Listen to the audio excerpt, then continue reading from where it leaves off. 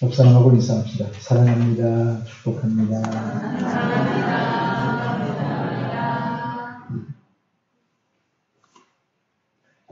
오늘 말씀은 용서에 대한 말씀입니다. 누군가를 용서해야 하고 누군가에게 용서를 받으며 사는 것이 우리 인생의 모습인 것 같습니다. 근데 이 용서를 위해서 기도해라. 용서한다는 것 참 쉽지 않은 것 같습니다. 저에게도 용서는 참 어려운 것 같습니다. 자녀를 키우면서도 용서가 안 될 때가 너무 많아서 그런 부분들이 참 저에게도 힘들었던 기억이 있습니다.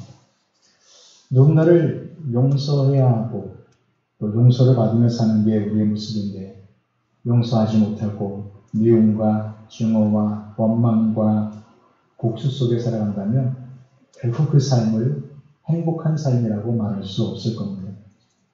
누군가에게 용서받지 못하고 죄책감에 시달리고 그러면서 자기를 자학하고 미워하는 삶도 결코 복된 삶이라고 말할 수 없을 겁니다. 예수님이 기도를 가르쳐 주시면서 우리 육신을 위해 일용할 양식을 구해라 그랬습니다. 매일매일 살아감에 있어서 하나님의 은혜가 필요하니 매일매일 하나님의 은혜를 구하며 일용할 것들을 구하며 삶의 건강과 행복을 구하며 살아가라 그렇게 기도해라 말씀해 주셨습니다. 그런데 사람의 행복은 단지 물질적인 만족이 채워진다고 행복이 만들어지는 것은 아닌 것 같습니다. 왜냐하면 우리는 늘 누군가 관계를 맺으며 살아가고 있기 때문에 그렇습니다. 타인과의 관계가 건강하지 않으면 우리는 결코 이 땅에서 행복한 삶을 살아갈 수 없습니다. 예수님은 용서하며 살아라. 일용할 양식을 날마다 필요한 것들을 하나님의 은혜를 구하며 살아가듯 용서하고 용서받기 위해 하나님께 기도하며 살아가라. 육신의 건강을 위해서 일용할 양식이 필요하다면 우리 내면의 영혼을 위해서 우리가 건강하고 행복한 삶을 위해서 용서가 필요한 거라고 예수님 말씀해 주신 겁니다. 죄를 범하지 않고 살았으면 참 좋겠는데 죄를 범하지 않고 어찌가 우리가 우리의 삶을 살아갈 수 있겠습니까?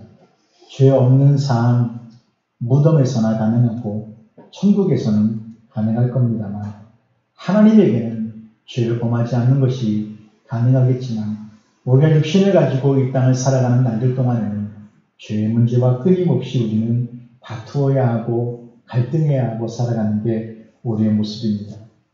인간 살아있다는 것, 죄와 함께 살고 있다는 겁니다.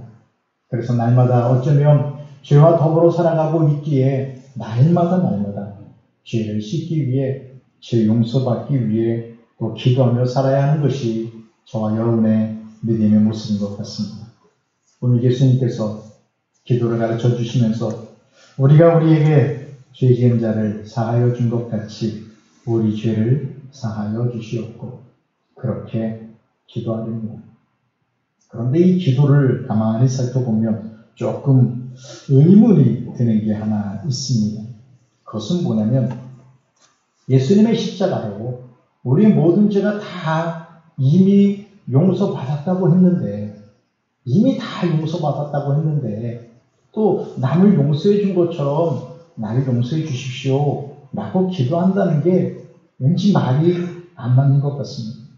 다 죄사함 받았다고 해놓고 예수님의 십자가로 예수님의 대속의 죽음으로 우리가 죄사함 받고 다 죄 씻음 받고 그래놓고 또 하나님 내가 남을 용서하오니 나를 용서해 주십시오 라고 기도하는 것은 서로 모순이 되지 않느냐. 예수님의 보혈, 예수님의 십자가로 다 용서받았으면 이미 끝난 거지. 또 죄 용서받기 위해 기도해야 할 필요가 우리에게 있는 건가 라는 의문이 드는 겁니다. 또 하나의 의문은 예수님이 우리의 죄를 용서해 주시는데 어떤 조건도 달지 않고 다 용서해 주셨습니다. 너가 남을 용서해야만 내가 너를 용서해 주겠다. 예수님이 그렇게 조건을 걸고 십자가에서 우리를 위하여 대속의 죽음을 죽으신 것 아닙니다. 그런데 오늘 예수님께서는 우리에게 주시는 말씀이 남을 용서해야 너도 하나님에게 용서를 받을 수 있다. 이렇게 우리가 어떤 선을 행해야, 우리가 자기를 베풀어줘야, 남을 용서해야 하나님으로부터 용서받을 수 있는, 그래서 하나님에게 용서를 받으려면 우리의 선행이 필요한 것처럼, 어떤 조건이 필요한 것처럼 예수님 말씀해 주셔서 이게 우리로 조금 혼동이 오기도 합니다.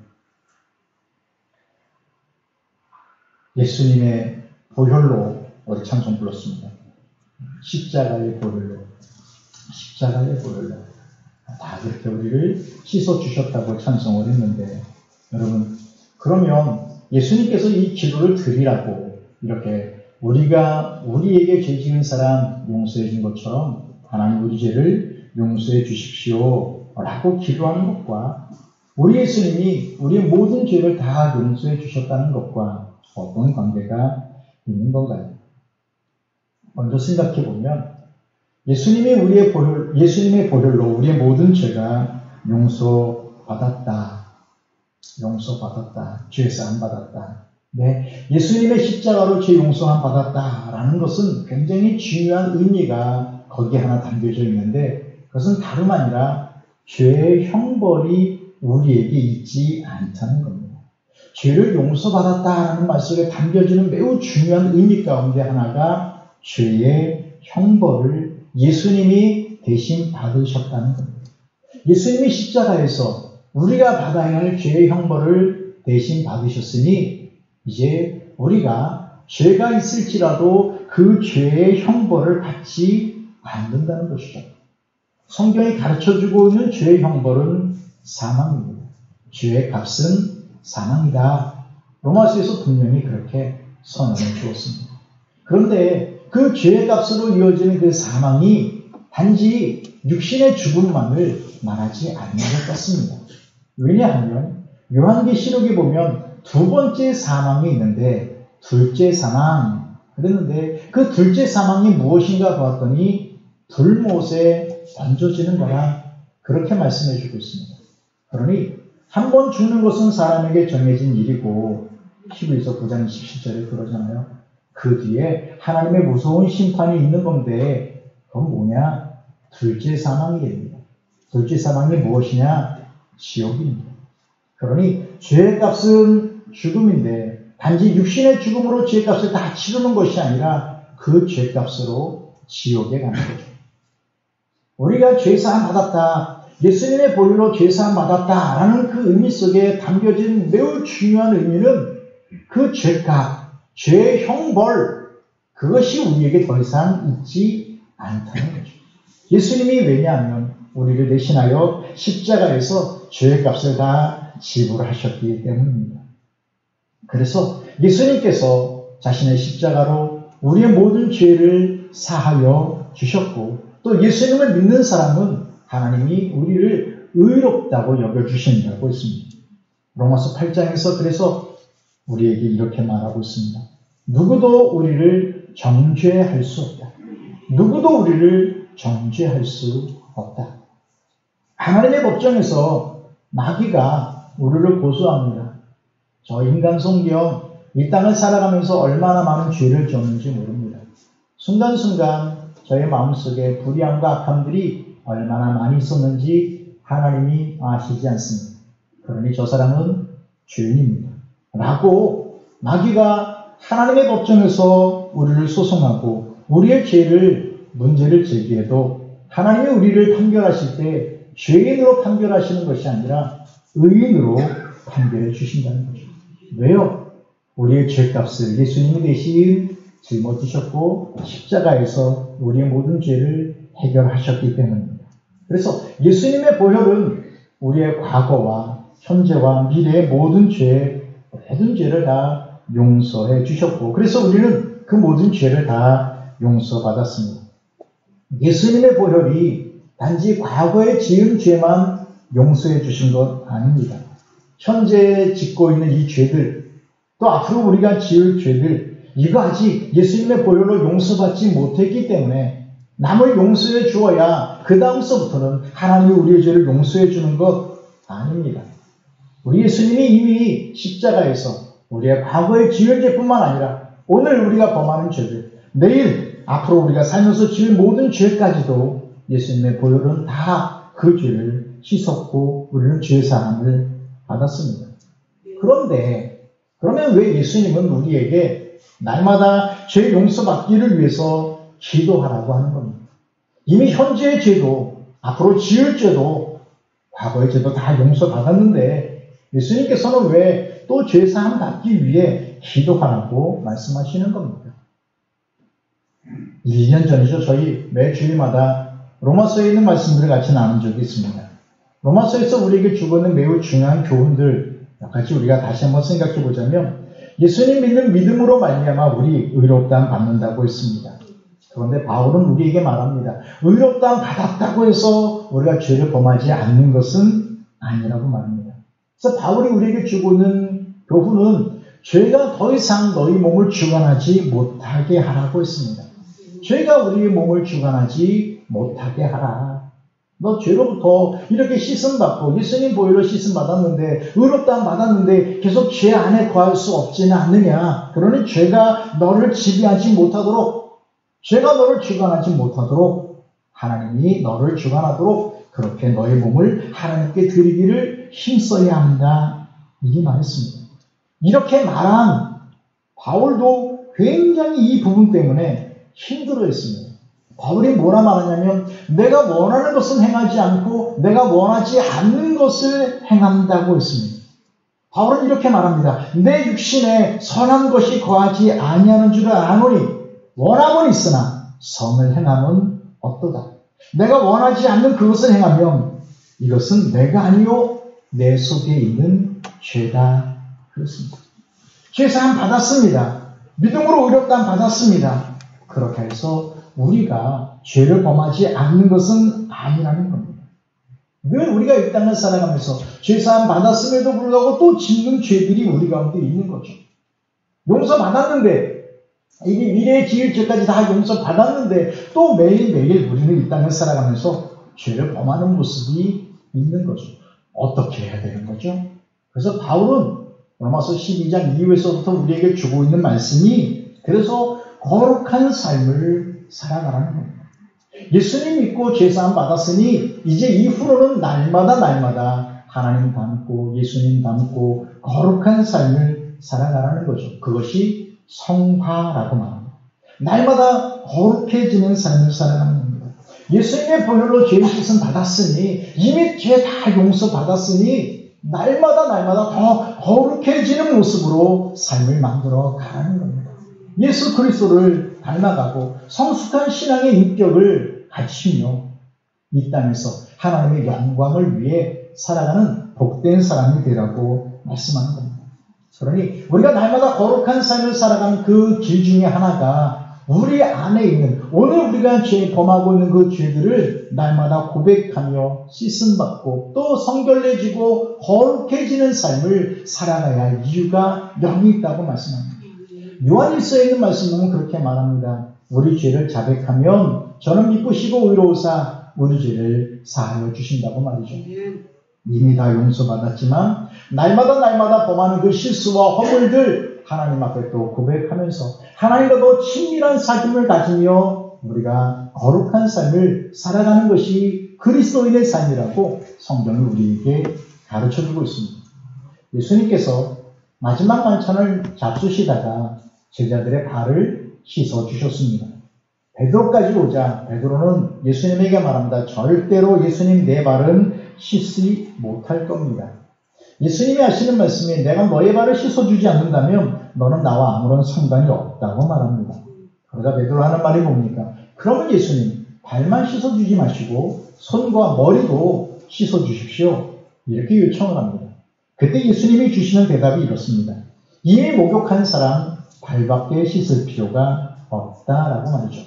이미 목욕한 사람은 매일매일 발만 씻으면 된다고 말씀하십니다. 이미 예수님의 보혈로 우리는 목욕을 한 사람입니다.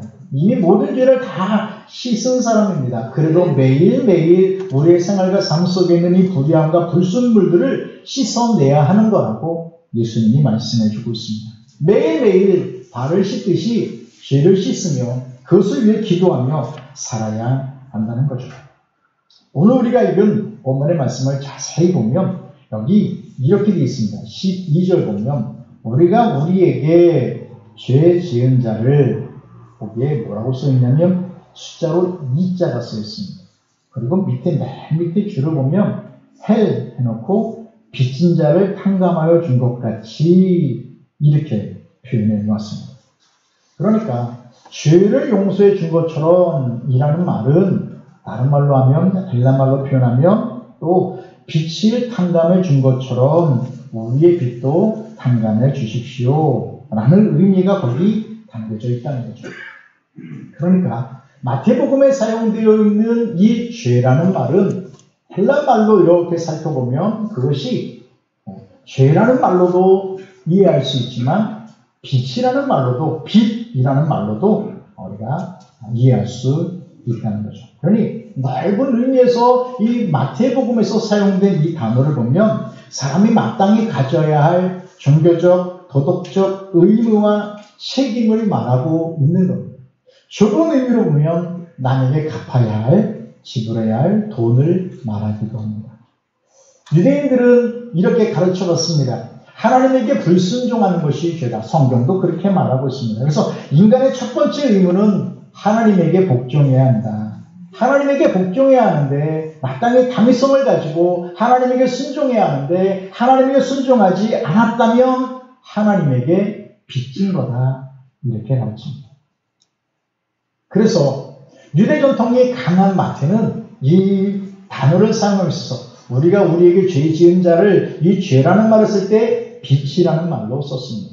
그런데 누가복음에도 똑같이 예수님이 가르쳐주신 기도가 나오는데 누가복음에서는 역시 마찬가지로 빚이라는 단어로도 사용할 수 있겠지만 이거는 조금 더 죄라는 말로도 이해할 수 있을 만큼 좀 더 명백하게 죄라는 말로 표현해 놓은 것을 볼 수가 있습니다.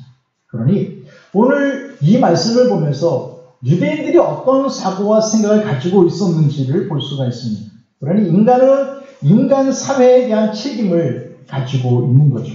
자기 가족에 대한 책임도 있고 동료와 이웃, 시민, 세계 인류를 위해서 가지고 있는 책임이 있다는 겁니다. 책임이 있는 존재라는 것을 말해주고 있습니다. 그래서 그 책임과 그 의무를 다하는 것이 필요하다고 말씀하고 있는 거죠. 그래서 그 필요, 그 의무와 그 책임을 다하지 않는 것은 빚진 겁니다.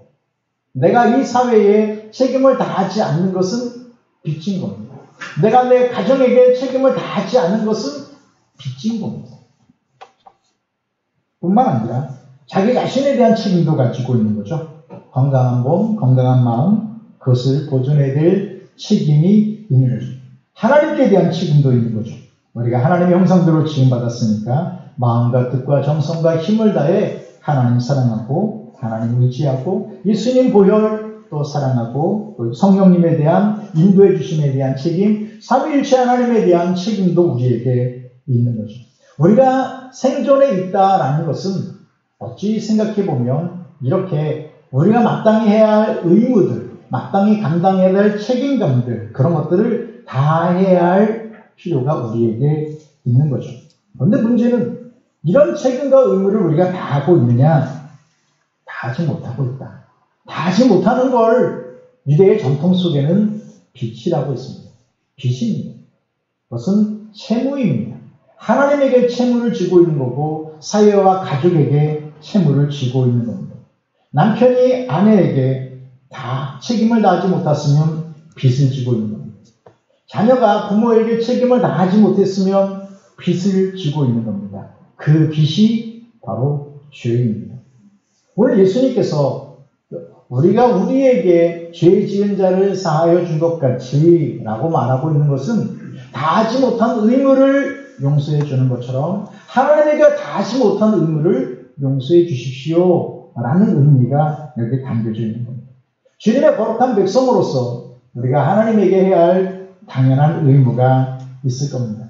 그런데 그 의무 다하지 못한 것 죄라고 성경이 말하고 있습니다. 그런데 그 죄가 어떻게 해서 용서받느냐? 하나님에게 다해야 할 그 의무를 다하지 못했는데, 하나님에게 마땅히 드려야 할 순종을 다 드리지 못했는데, 그것이 그래서 채무로 남아있는데, 이 채무를 어떻게 하나님 앞에 탕감받을 수 있느냐? 예수님께서는 이렇게 말씀하고 있는 거죠. 그래서 오늘 기도에서도 우리가 우리에게 빚을 진 사람을 탕감해 준 것처럼 하나님, 우리가 도덕적으로, 정도적으로 해야 할 의무를 다하지 못한 것 탕감해 주십시오 라고 기도하는, 그러면서 14절과 15절에서도 말합니다. 너희가 사람의 잘못을 용서하면 하나님도 너희 잘못 용서해 주시지만, 너희가 사람의 잘못 용서하지 않으면 하나님도 너희 잘못을 용서해 주지 않으신다. 이렇게 말합니다. 이건 왜 이렇게 말씀하시는가? 그러면 한번 유대의 옛날 절기 하나를 생각해 보면 좋겠습니다. 유대에는 여러 절기들을 가지고 있는데, 1년이면 우리가 잘 아는 6월절이라든지 또는 오순절이라든지 또 추수감사절로 지키는 장막절이라든지 이런 중요한 3개의 절기가 있습니다. 이것만큼 중요한 절기가 바로 장막절 바로 있기 전에 지켜야 할 대속죄일입니다. 대속죄일은 대제사장이 양의 피를 가지고 지성소, 성전의 지성소에 들어가 이스라엘 백성의 모든 죄를 속죄하는 속죄의 제사를 드리는 날입니다. 이 날이 7월 10일입니다. 7월 10일에 이 대속죄일이 있고 7월 14일부터 추수감사절, 장막절을 지키는 겁니다. 초막절이라고 하죠. 집에서 일주일 동안 사는 게 아니라 밖에 나가서 천막 치고 일주일 동안 지내는 겁니다. 자, 그런데 이 7월 10일 대속죄일이 되면 제사장이 그 지성소에 들어가서 양의 피를 가지고 이스라엘 모든 백성의 죄를 속죄하기 위한 제사를 드리는데, 이게 있기 전에 이스라엘 백성들이 해야 할 일이 있습니다. 속죄일이 되면 그들은 자기가 잘못한 사람에게 찾아가 사과를 하고 용서를 비는 겁니다. 그에게 찾아가서 그때 내가 이러이러했는데 그렇게 해서 내가 미안합니다. 용서하십시오. 다음에 그때 이렇게 잘못한 게 있는데 미안합니다. 용서하십시오. 대속죄일이 되면 사람들이 찾아가서 서로가 서로에게 잘못한 부분들을 고백하고 용서를 구하는 겁니다. 왜 그리합니까?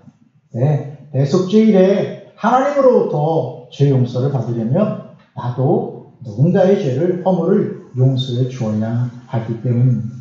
남을 용서하지 않고 남에 대한 복수와 보복의 마음이 가득한 채 살아가면서 하나님으로부터는 용서받기를 원한다. 뭔가 말이 안 되는 거죠.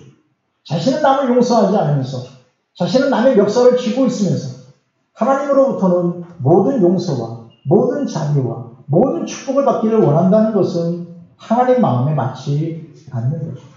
하나님이 너에게, 우리에게 베풀으신 은혜와 자비가 있는데, 하나님이 베풀으신 자비와 긍휼과 축복이 우리에게 있는데, 여전히 나는 남의 멱살을 쥐고 있고 남의 숨통을 쥐고 있고 그에게 대한 분노와 미움 가지고 살아가고 있다면 하나님의 사랑을 받은 사람의 아름다운 모습이 아닌 거죠.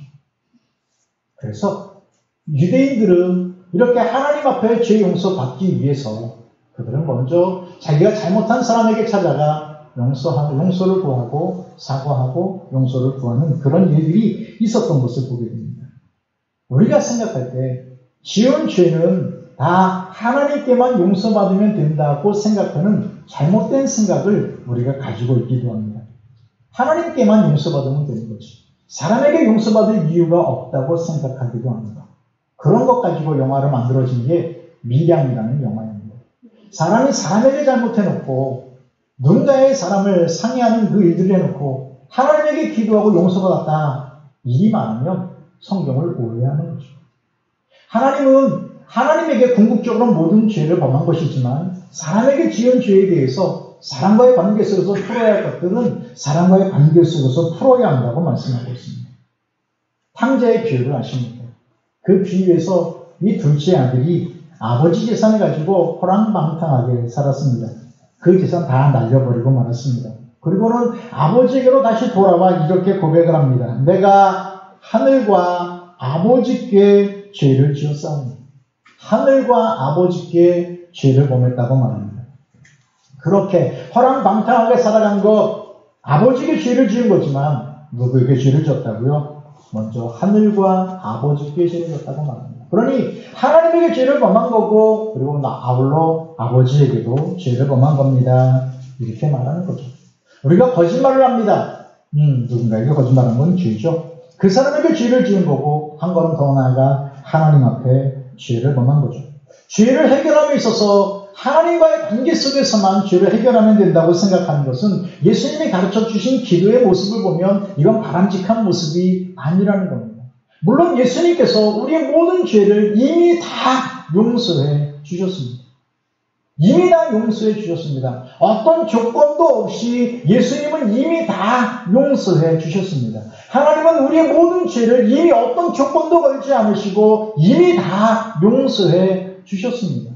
그렇게 용서받은 사람은 이 땅에서 어떤 삶의 모습을 살아가야 하는 거냐? 이웃과의 관계 속에서 용서하며 살아가야 하고 용서받으며 살아가야 하고 은혜를 베풀며 살아가야 하고 섬기며 살아가야 하고 이런 아름다운 관계가 우리 가운데 만들어져야 한다고 말씀해 주고 있는 겁니다. 단지 죄 문제를 하나님과의 관계 속에서만 해결하려 하지 말고 사람과의 관계에서도 해결하려는 의지와 노력을 가지고 있어야 한다. 이렇게 말씀합니다.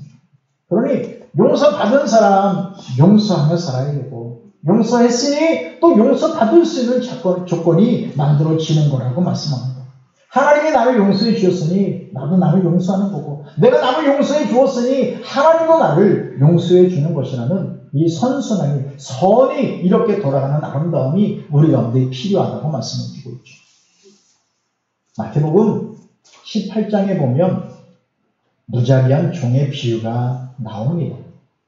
그 비유는 이런 배경을 가지고 있습니다.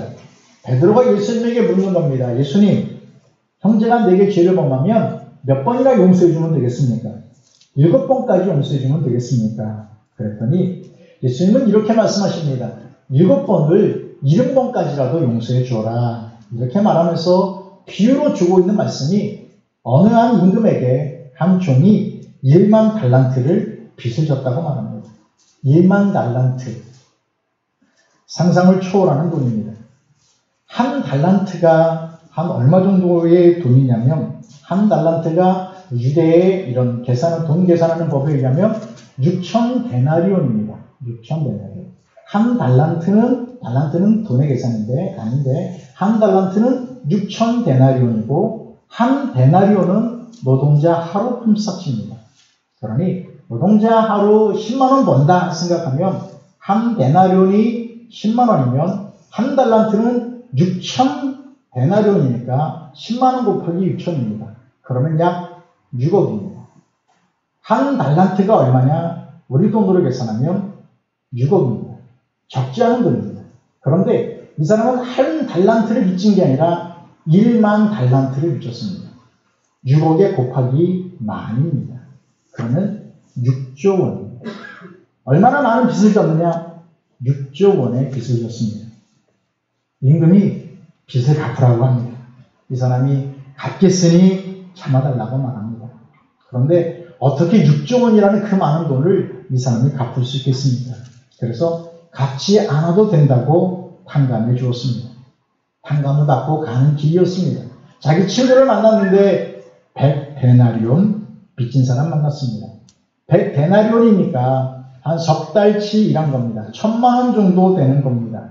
그 사람을 만나고 빚을 갚으라 그랬더니 그 친구가 하는 말이 갚겠으니 조금만 참아달라 요청을 했습니다. 그런데 이 사람이 그 요청을 거절하고 자기 집에 가두어 버리고 말았습니다. 그런데 이 일을 임금이 들었습니다. 임금이 그 1만 달란트를 탕감해 준 사람을 불러놓고 말합니다. 너가 빌기에 내가 내 빚 모두를 탕감해 주었거늘 내가 너를 불쌍히 여긴 것처럼 너도 내 동료를 불쌍히 여기는 것이 마땅하지 아니하냐. 이게 말하면서 너가 남을 불쌍히 여기지 않았으니 나도 너를 불쌍히 여기지 않겠다 하면서 빚을 다 갚도록 그를 감옥에 가둬놓았다 말씀하시면서 이 비유의 마지막으로 예수님이 이렇게 결론을 냈습니다. 너희가 마음으로 형제를 용서하지 않으면 하늘 아버지께서도 너희에게 이와 같이 하시리라. 그러니 하나님으로부터 1만 달란트를 탕감받았으면 임금으로부터 갚을 수 없을 만큼의 많은 것들을 당장받았으면 우리 삶에서 만들어지는 우리가 이웃과의 관계 속에서 가정 안에서 이렇게 직장 안에서 만들어지는 관계 속에 내가 용서해야 될 부분들을 용서하며 살아야 한다고 예수님 말씀해 주고 있는 겁니다. 용서받았으니 용서하는 거고 용서했으니 또 하나님이 용서해 주시는 거죠. 우리가 용서라는 이 단어를 생각할 때 이 용서라는 말은 하나님의 은혜라는 말로도 우리가 이해할 수 있습니다. 용서를 모르는 사람은 하나님의 은혜를 모르는 자가 되고 마는 겁니다. 하나님이 무한한 은혜를 베풀어 주었는데 그 은혜를 가치 없는 일로 만들어 버리는 겁니다. 하나님으로부터 받은 그 무한한 은혜가 있으면 그 은혜에 감사해서 나도 남에게 은혜를 베풀 줄 알아야 되는데 하나님으로부터 그런 많은 은혜를 받았음에도 불구하고 남을 용서하지 않는다. 그러면 하나님의 은혜를 가치 없게 만들어 버리는 죄가 또 되는 거죠. 그런 예수님께서 우리에게 주고 있는 이 말씀을 가만히 생각해 보면 용서받기 위해 기도해라. 용서받기 위해 기도해라. 궁극적으로 모든 죄는 하나님이 다 용서해 주시지만 너 사람과의 관계 속에서 만들어지고 있는 죄와 허물들, 너가 다해야 할 그 의무들, 다 하지 못한 부분들에 대해서 용서해주고 용서를 받고 사람과의 관계를 선으로 만들어가며 살아가야 할 책임이 우리에게 있다고 말씀해주고 있습니다. 용서는 은혜입니다. 용서는 사랑입니다.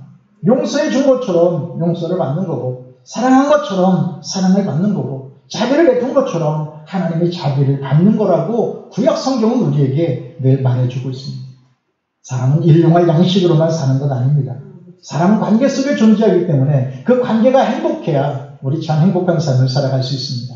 가정과 교회와 사회 안에서 그 관계가 건강한 관계를 만들어가야 거기에 행복도 기쁨도 만들어갈 수 있습니다. 그 관계 안에서 우리가 베풀어야 할 은혜가 있습니다. 왜냐하면 하나님과의 관계 속에서 우리가 받은 은혜가 있기 때문입니다. 하나님으로부터 용서받았으니 하나님의 사랑받았으니 하나님의 무한한 긍휼과 자비를 받았으니 우리도 이 땅에서 나와 관계된 사람들에게 사랑과 자비를 베풀며 사는 겁니다. 하나님과의 관계만 중요한 것이 아니라 하나님과의 관계가 바르면 바를수록 이웃과의 관계, 가정 안에서 식구와의 관계, 이 관계도 매우 소중한 관계라는 것을 예수님께서는 이 기도를 통해서 말해주고 있습니다. 나 하나님과의 관계만 바르면 되는 거야. 나 하나님과의 관계만 올바르면 되는 거지. 다른 사람과의 관계는 어찌 되든지 상관없어. 잘못된 개념이라는 거죠. 남에게 용서해야 하고 남을 용서해야 하고 용서받아야 하고 그러면서 하나님과의 관계가 만들어지는 거고 하나님과의 관계가 만들어지면 또 가정 안에서 사랑하는 아내와 남편과 자식과 또 교회 안에서 사랑하는 성도들과 일터에서 사랑하는 동료들과 선하고 아름다운 관계들을 만들어내고 은혜를 베풀고 용서해주고 자비를 베풀어주고 이런 모습이 우리 가운데 있어야 하는 거죠. 그러니 서로 용서하기 위해 기도해야 됩니다. 우리가 우리에게 죄 지은 것 용서해 준 것처럼 그걸 위해서 기도해야 됩니다. 내가 용서할 수 있게 해주십시오. 내가 용서할 수 있게 해주십시오. 나에게 의무를 다하지 못한 그 사람 용서할 수 있게 해주십시오. 자비를 베풀 수 있게 해주십시오. 가정 안에서이든지 교회 안에서이든지 내가 해야 할 의무 다하지 못한 것이 있는데 하나님 용서받고 누군가가 내게 베풀어야 할 그 의무를 다하지 못한 부분이 있는데 그건 내가 용서할 수 있게 해주십시오. 하나님에게 해야 할 의무가 있는데 하나님에게 다하지 못한 것이 있습니다. 하나님은 그것 탕감해 주시겠답니다. 어떻게 해요? 우리가 남을 용서해 줄 때, 남이 나에게 해야 할 의무를 다하지 못한 건 내가 탕감해 줄 때, 내가 하나님께 다하지 못한 의무도 하나님은 탕감해 주신다고 말합니다. 그럼 여러분, 용서 안에 행복이 있습니다. 사람은 땅으로만 사는 것 아닙니다. 관계 안에서 그 관계가 건강해야 그 안에 사랑이 있고 은혜가 있고 용서가 있어야 행복한 겁니다. 오늘 하나님의 용서는 우리에게 충만히 나타나서 하나님은 더 이상 우리의 모든 허물과 죄를 용서하고 기억하지 않으신다고 합니다. 용서는 기억하지 않는 겁니다. 용서했으면 기억하지 않는 겁니다. 용서해놓고 부부싸움 할 때마다 끄집어내는 것 용서한 것 아닙니다. 하나님은 용서해놓고 우리의 죄를 끄집어내시고 다시 그것을 기억한다고 말씀하지 않으십니다.